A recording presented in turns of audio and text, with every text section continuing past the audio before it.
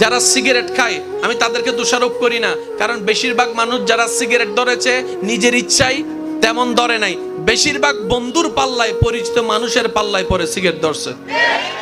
ওই যে এক সময় একজনে বলছিল এক টান দেশ না,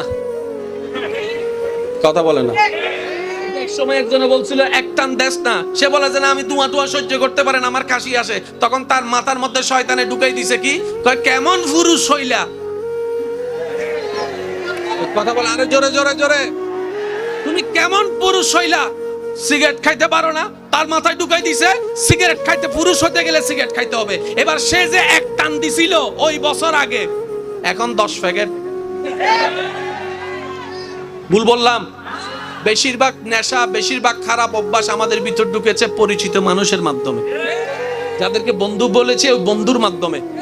আজকে যখন সেই বন্ধুর পাল্লায় পরে ধরা, সিগারেটের কারণে যখন ক্যান্সারের রোগ হয়েছে, ডাক্তারে বলে যে 10 লাখ টাকা লাগবে, এবার বন্ধুরে বলে যে তোর কারণে সিগারেট ধরছি, যায় 5 লাখ টাকা তুই আমারে দে। তখন সে বলে যে আমি তোমাকে চিনি না, তুই আমারে খাওয়াইছিলি যে। তখন সে বলে যে আমি বিষ দিলে কি বিষ খাবিনি, ডাইরেক্ট ফল্টি মারিয়া দিছে।